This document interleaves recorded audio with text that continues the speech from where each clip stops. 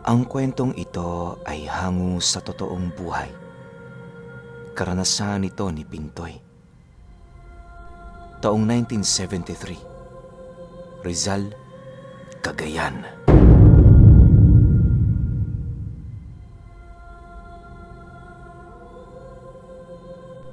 Itong mga panahong ito, kasalukuyang isang deboto ng simbahan itong si Pintoy. Sa edad niyang 30 taong gulang, wala siyang ibang hinangad kundi ang manilbihan sa Panginoon. Bata pa lamang kasi siya, itinatak na sa kanya ng mga magulang niya na ang tanging dahilan kung bakit siya nabuhay ay para manilbihan sa Ama. Dahil sa ganoong pagpapasunod, kung kaya't kinalakihan niya na ito. Tuwing araw ng pagsasamba, napakaaga niya pa noon sa simbahan, gawa ng tumutulong siya sa paglilinis. Kapag wala namang misa, binubuhos niya ang kanyang oras para sa mga gawaing makapagbibigay sa kanya ng mga pangangailangan niya. Napakapayak ng buhay noon ni Pintoy. Yung tipong ayos lang kapag wala at ayos lang din kapag meron. Hindi siya humihiling ng sobra dahil ang tanging nais lamang niya mapuna ng pangangailangan ng kanyang katawan. Minsan kapag walang-wala talaga, humihingi na lamang siya ng trabaho sa pari para may maipangkain. Sa loob ng ilang taong gano'n ang ginagawa niya, naging katuwang na talaga siya sa simbahan. Ang paring naninilbihan doon, tumanda na lamang nakasama siya. Dahil dito, nabigyan si Pintoy ng parte ng lupa sa simbahan na siya namang pinagtulong-tulungan nilang ipagawa.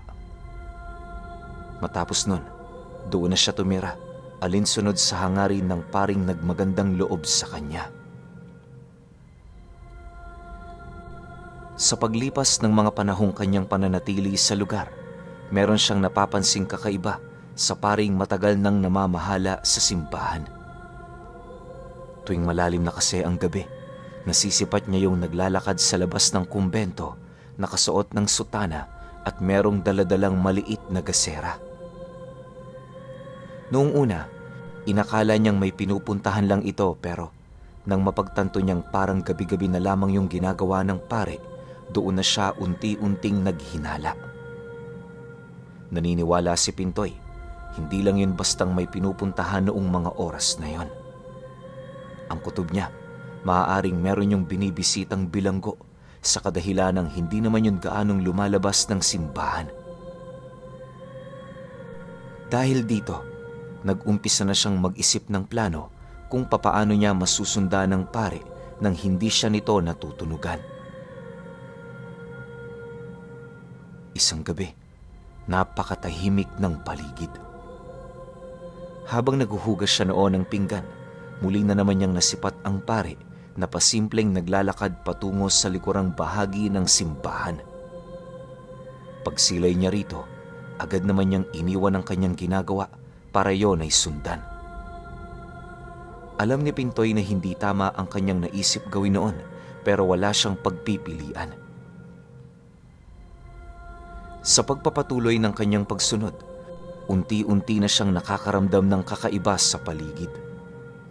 Hindi niya mawari pero nakakaramdam siya ng takot nang sa hindi malamang dahilan.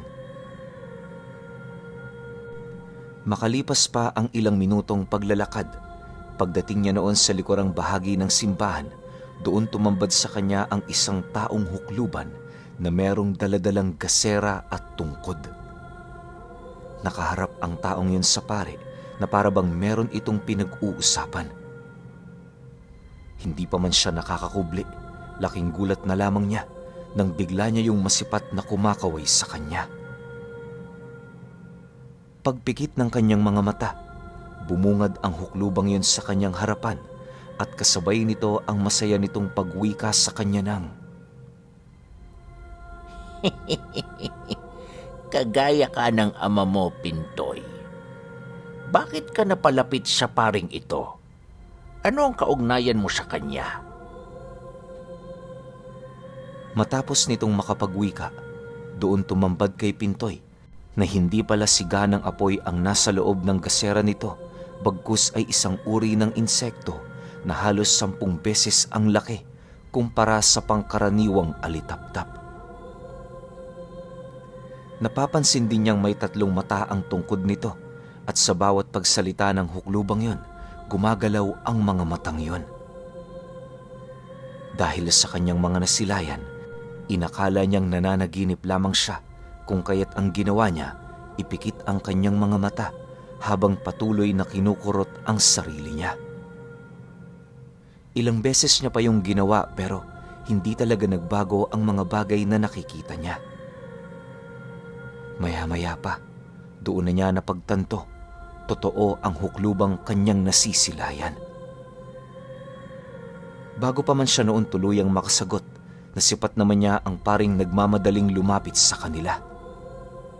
Pagdating nito sa kinaroroonan ng hukluban, mahinahon naman yung doong nagwika ng, "Pasensya na ho kayo. Hindi ko inaasahang mapapansin ni Pintoy ang ginagawa ko. Matanda na nga ako. Masyado nang mahina ang aking pandama." Dahil sa sinabi ng pare, dahan-dahan naman ditong tumingin ang hukluban. Sa pagkakataong yon, nagkaroon naman siya ng pagkakataong tumakbo na siya namang agad niyang ginawa. Subalit, nang akmang lalayo na siya sa dalawa, laking gulat na lamang niya nang masipat niya ang mga itong nag-uusap sa lugar na kanyang tinatahak. Ilang beses niya pang sinubukang lumayo sa dalawa pero saan mang dako siya tumungo, patuloy niya pa rin nakikita ang mga ito. Hindi naglaon nang makaramdam na ng matinding pagod itong si Pintoy, nagpasya siyang magtago sa isang puno na siya namang kasalukuyang kinaroroonan ng dalawa. Sa pagsilay sa kanya ng hukluban, napangiti lang naman ito habang nagwiwika sa kanya ng, "Wala pang nakatakas sa akin, Pintoy. Huwag ka nang magmatigas pa. Maaaring ang pagkakataong ito, pinahintulot ng Diyos para sa iyo. Batid kung hindi mo pa alam ang nangyayari ngayon, hayaan mong ipaliwanag namin ito sa iyo." Matapos nitong makapagwika, doon na ito nag-umpisang maglahad sa kanya ng mga bagay-bagay. Ayon sa hukluban, gabi-gabi siyang nagpapakita sa pare upang masigurong walang masamang presensya ang pasimpleng nakakapasok sa simbahan. Bukod kasi na nasa kasagsagan sila noon ng digmaan, may iilan sa kanilang mga kalaban ang gumagawa ng paraan para lasunin ang mga simbahan. Kaya nila yung ginagawa upang tanggalan ng pananampalataya ang tao na siya namang magiging madali para sa kanila na yon ay maimpluwensyahan. Dagdag pa ng hukluban na tuwing gabi, samot-saring mga nilalang ang kinakaharap ng kanyang mga kaanib upang mailigtas lamang ang mga pangkaraniwang taong naninirahan sa kanilang lugar. Ipinagtapat din ito na maraming pangyayari ang nagaganap sa paligid nang hindi man lang nila nalalaman. Sa pagpapatuloy ng kanilang pag-uusap, sinubok ng hukluban ang kanyang pananampalataya. Naniniwala kasi ito, isa yon sa mga dapat na ipamalas ng tao kung hangad nitong sumunod sa larangang kanilang tinatahak. Ayon pa dito na, sa estado ni Pintoy, meron siyang posibilidad na maging kaanib ng kanilang samahan. Matapos naman itong makapagwika, binigyan siya nito ng isang maliit na singsing na animoy gawa sa ugat ng puno. Pagsuot ni Pintoy sa bagay na yon, laking gulat na lamang niya nang maramdaman niyang bumigat ng husto ang kanyang balikat. Halos ilang minuto lang noon ang dumaan na palupasaysay na siya sa lupa. Dahil sa pangyayari, sinubukan naman niyang alisin ang singsing, subalit hindi niya na yun magawa. Natigil lamang ang ganoong pakiramdam noong sumipol ang hukluban ng isang himig na parabang isang musika. Pagbalik ng lakas ng braso niya, dahan-dahan naman siyang tumayo at kasabay nito ang pagbakas sa kanyang muka ng matinding pagkagulat. Sa paglapit sa kanya ng hukluban, bigla naman itong ibinaba ang talukbong nito na siyang naging sanhi upang masipat niya ang napakabata nitong muka. Dahil sa kanyang mga nakita, halos hindi niya maiwasang maguluhan sa kadahilan ng hindi angkop ang boses nito sa kanyang itsura. Makalipas pa ang ilang minutong pagtitigan nila, agad naman niyang narinig ang matanda na nagwiwika sa kanya ng, "Wala ka namang ginagawa, hindi ba? Sumama ka na lang sa akin. Sa ating gagawin, mas lalo mo pang masusubok ang iyong pananampalataya. Pintoy, baka ito talaga ang nakatadhana para sa iyo."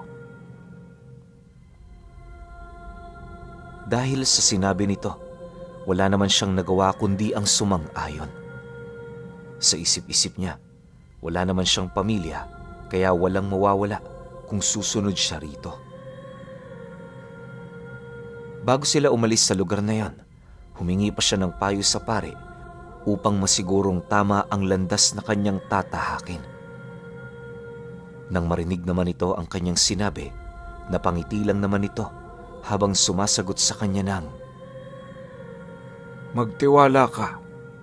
Mababait sila. Hindi ko sila kakausapin kung wala kaming magandang ugnayan. Sa iyong pagsama, malalaman mo ang lahat-lahat. Manalig ka, Pintoy. Magbubunga ang lahat ng iyong sakripisyo. Sige ho, Padre.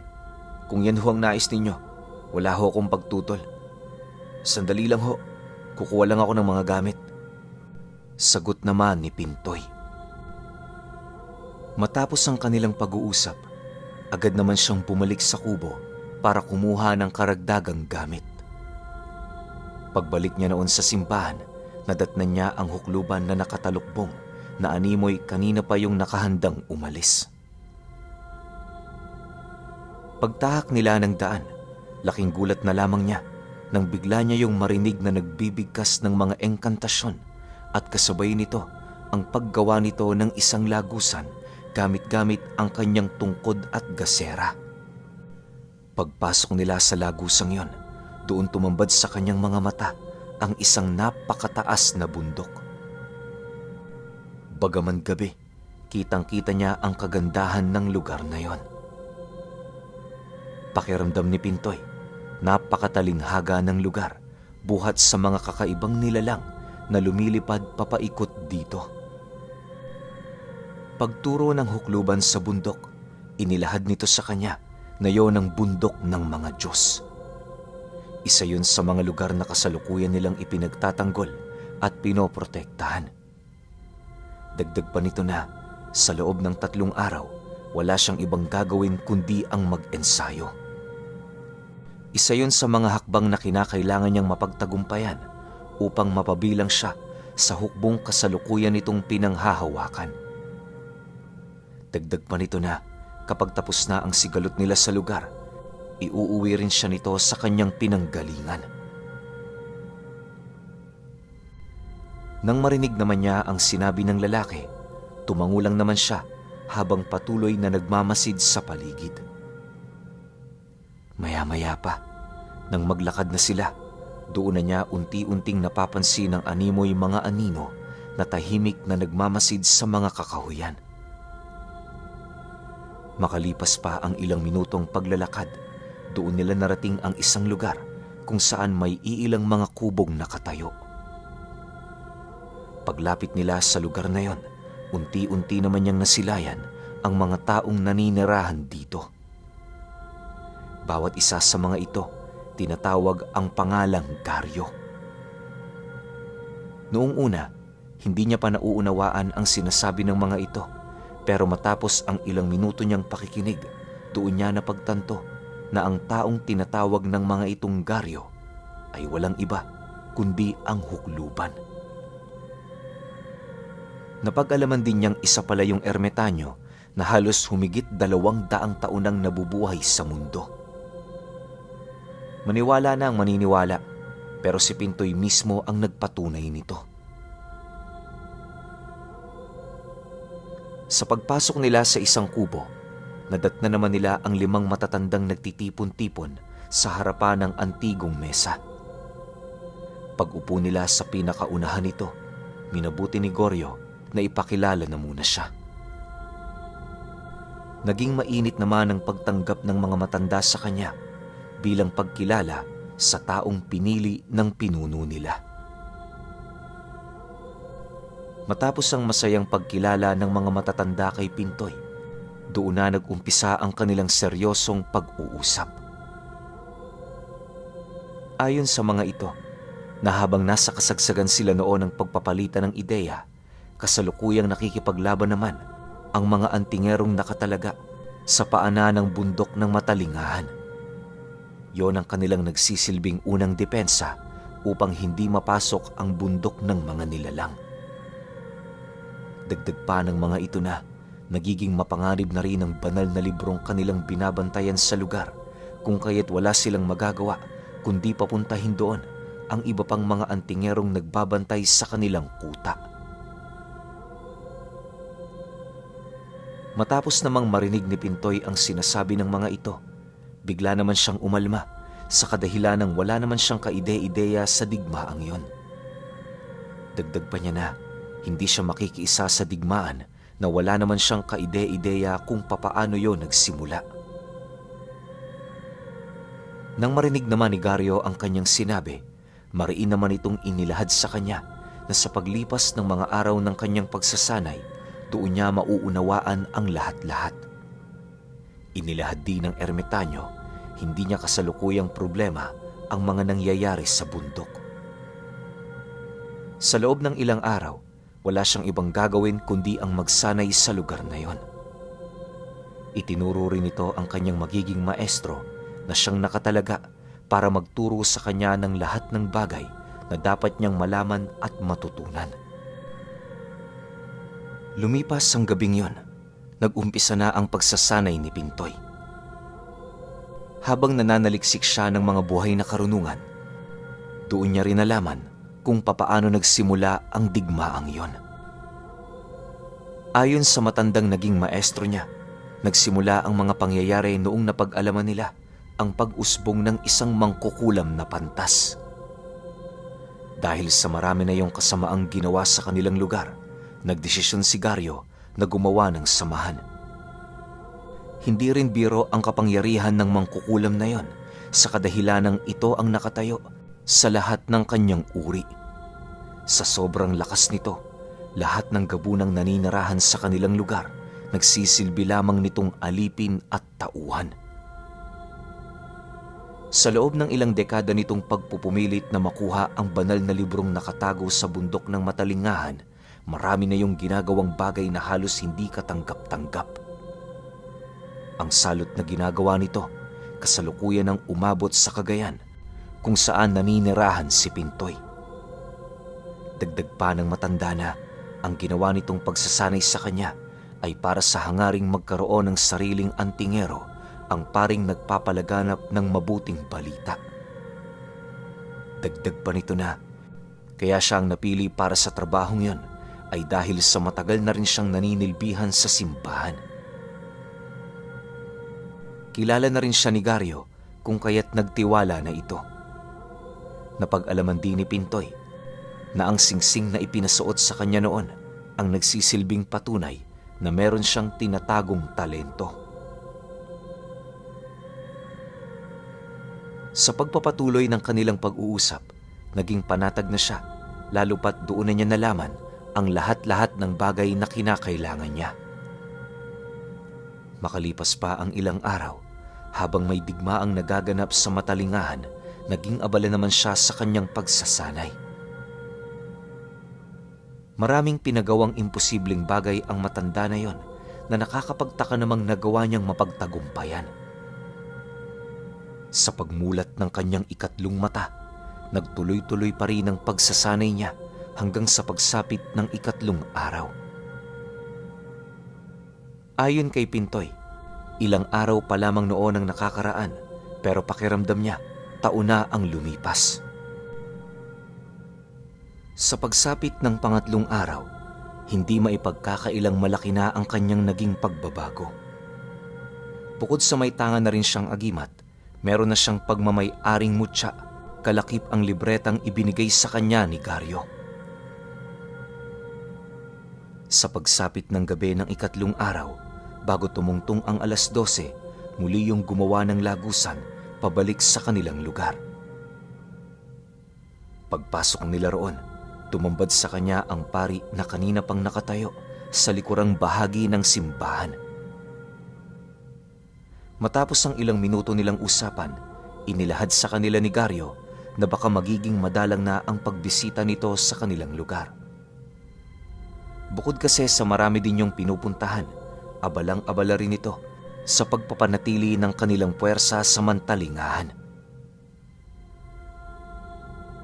Bago ito tuluyang bumalik sa lagusan, nakangiti naman yung tumingin kay Pintoy habang nagwiwika ng, "Ikaw na ang bahala rito. Alam mo na ang gagawin mo. Nagtitiwala ako sa iyo, Pintoy. Samahan ka nawa ng Diyos sa lahat ng oras at sitwasyon."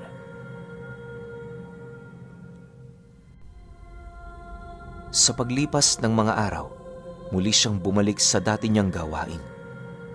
Kapag sumasapit ang araw ng pahinga, isinasantabi niya ang kanyang trabaho para magbantay sa simbahan. Ayon kay Pintoy, tuwing linggo, marami siyang nasisipat na mga aswang na nangangahas na pumasok sa simbahan. Kaya hindi yun naaapektuhan ng mga pangontra sa loob nito dahil bukod sa ginagamit nitong pagbabalat kayo, pakiramdam niya wala yung dinadalang bertud. Lumipas ang 1 linggo. Habang nagmamasid siya sa labas ng simbahan, meron siyang nakitang matandang dahan-dahang lumalapit sa banal na tubig. Alam ni Pintoy na aswang ang nilalang na yon, kung kaya't ang ginawa niya, hindi niya inalis ang paningin niya rito. Pagsilay niyang meron itong hinulog na kakaibang bagay sa banal na tubig na nilalapatan ng kamay ng mga mananampalataya, doon na siya nagdesisyong lapitan ang nilalang na yon. Pagharap niya sa matanda, pasimple naman niya yung tinigalpo at ginapos ng 5 buhay na salita. Matapos yan, kinuha niya ang banal na tubig na dahan-dahan ang nagkakaroon ng animoy itim na tinta. Paglabas nilang dalawa, agad niyang dinala sa kubo ang matandang yon para igapos pansamantala. Kinahapunan, nang wala ng tao sa simbahan, dinala niya roon ang nilalang na kanyang nahuli. Habang naglalakad sila, para lang yung manikang walang buhay. Lahat ng sinasabi niya rito, walang pag-aatubili nitong ginagawa buhat sa nagawa na niyang maikulong ang kaluluwa nito. Sa pagsapit ng gabi, dinala nila ang matanda sa likurang bahagi ng simbahan para patawan ng parusa. Kamatayan ang naging parusa nila sa nilalang na yon para magsilbi itong babala sa iba. Yung bangkay ng matandang pinatay ni Pintoy, inilibing niya sa pundasyon ng simbahan nang sa gayoy mapanatili ang tibay nito sa paglipas ng panahon. Pasensya na kayo kakapiranggot lang na detalye ang ibinabahagi ko. Hindi rin kasi nais ni Pintoy na ilahad ang kanyang mutya, iwas basag na rin. Alam niyo naman, sa panahon ngayon, marami ng pamamaraan ng mga nilalang sa kaliwa para makalamang. Mas mainam ng mag-ingat kesa naman mahuli ang lahat. Lumipas ang mga buwan ng kanyang pagbabantay sa simbahan, halos hindi na mabilang ng kanyang mga daliri ang kanyang mga napapaslang. Kabilang sa mga ito ay ang iilang mga mangkukulam at mga mambabarang na maaaring nautusan ng pantas na mangkukulam. Marami rin siya noong napaslang na aswang dahil sa kanyang abilidad. Ayon kay Pintoy na, sa loob ng 1 dekada, yon ang kanyang pinagkaabalahan. Linggo-linggo, palagi siyang nakakakita ng mga nilalang sa kaliwa na nagpupumilit lumason sa simbahan. Ano man ang hangarin ng mga ito, hindi niya alam. Basta yung kanyang pinanghahawakan, marami na ang simbahang nalaso ng mga nilalang na yon, alinsunod sa mangkukulam na naghahangad sa banal na libro na nagkukubli sa mantalingahan. Halos inabot din ng ilang dekada ang kanyang pakikipaglaban hanggang sa dumating ang isang araw ng pagsamba na wala na siyang nakitang nilalang na sumasabay sa mga taong pumapasok sa simbahan. Sa puntong yan, hindi maiwasang magulat ni Pintoy dahil para sa kanya nakakapanibago ang ganoong sitwasyon. Nang makailang ulit na ang ganoong mga pangyayari, wala siyang ibang ginawa kundi hintayin ang ermetanyong sigaryo. Pero inabot na lamang ng taon ang kanyang paghihintay, hindi pa rin niya nagpapakita. Sinubukan niya ring maglakbay patungo sa bundok ng mga Diyos, pero wala siyang sapat na pera para tumungo rito. Marami rin siyang nabalitaan, wala namang digmaan sa lugar na yon. Ayon sa mga taga roon na lumipat sa kanilang baryo, tahimik ang bundok ng mantalingahan. Inilahad din ng mga ito, doon na sila tumanda, subalit wala naman silang naririnig tungkol sa mga nilalang na naglalaban doon. Matapos niyang mapag-alaman ang bagay na yon, napag-isip-isip niya na baka naglalaban ang mga ito sa ibang dimensyon. Sa pagdating ng puntong lilipat na ang pari sa kabilang lugar, doon na din pansamantalang nalagay sa tahimik si Pintoy. Bagaman hindi na niya kilala ang namamahala sa simbahan, patuloy niya pa rin yung binabantayan alinsunod sa nais mangyari ng ermetanyo. Pero alam niyo ba, ngayong matanda na siya, hindi na niya ninais pang ipagpatuloy ang kanyang gawain. Ayon kay Pintoy, matagal na panahon nang nanahimik ang kanilang lugar, kung kaya't malakas ang kanyang kutob na matagal na ring napaslang ni Garyo ang tinatawag ng mga itong pantas na mangkukulam. Pero sa lahat ng kanyang naging karanasan, ang pinaka nagbigay tatak talaga sa kanya ay noong minsan siyang nakatungtong sa tinatawag ng mga ermetanyo na bundok ng mga Diyos.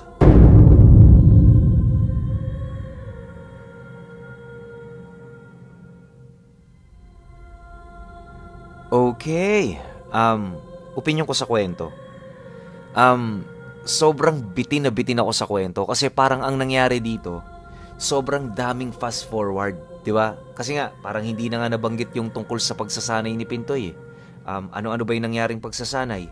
Sino ba yung naitalagang mag-e-ensayo sa kanya? Yung, kumbaga yung parang magiging pinakamaestro niya. Sino yon? Tapos, ano bang itsura ng pantas na mangkukulam? Bakit nakakakontrol to ng sandamakmak na mga aswang, di ba? Ganun siya kalakas. Tsaka yung libro. Paano kaya, no? Kung nakuha yun ng pantas na mangkukulam, ano kayang mangyayari? Di ba? O baka nakuha yun, tapos hindi na lang alam ni Pintoy na may mga nangyayari ng hindi kaaya-aya sa ibang lugar. Di ba? Kasi ang na-cleansing lang naman ni Pintoy, kumbaga, ang natanggalan niya ng mga masasamang nilalang, yung lugar niya lang. Paano pa kaya yung ibang lugar? Diba? So, napakarami kong tanong sa kwento na to na ano bang nangyari? Talaga bang tapos na? Ano nangyari kay Garyo? Napatay niya ba talaga? Kasi parang walang kahit na anong senyales o pagpapatunay na napatay nila yung pantas na mangkukulam o natalo nila. Parang bigla na lang natapos, diba? Pero yun nga, ang sabi kasi hanggang sa tumanda na si Pintoy, wala nang nangyari. So, baka yun na yung mission lang ni Pintoy, diba? Nalinisin yung lugar niya. Na which is nagampanan naman niya. Diba? Pero ang tanong ngayon, buhay o patay kaya yung pantas na mangkukulam?